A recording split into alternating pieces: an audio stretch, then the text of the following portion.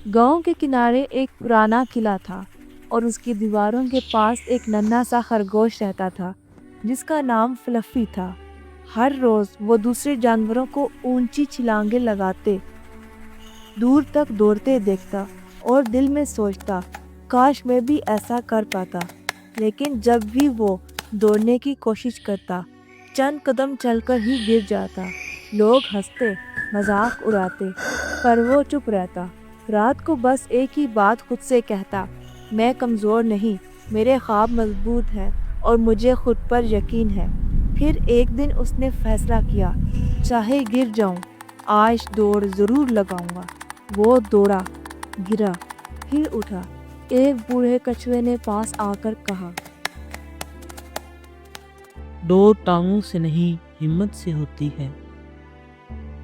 बस वो लम्हा फ्लफी की जिंदगी बदल गया। अगली सुबह उसने फिर कोशिश की, फिर गिरा, फिर उठा और एक दिन आंधी में भी दौड़ गया। हवा से लड़ा, कांटों से बचा, दरख्तों से टकराया, मगर रुका नहीं। जब तूफान खत्म हुआ तो फ्लफी पहाड़ी की चोटी पर खड़ा था और वो जानवर जो उसे कमज़ोर कहते थे, आज बस उसे खामोशी से देख रहे थे। सालों बाद वही फ्लफी एक नन्हे खरगोश से बोला, डर सबको लगता है, लेकिन जीतता वही है जो खुद पर यकीन रखता है। यूट्यूब चैनल रीडाज वर्ल्ड को लाइक करें, सब्सक्राइब करें और शेयर करें।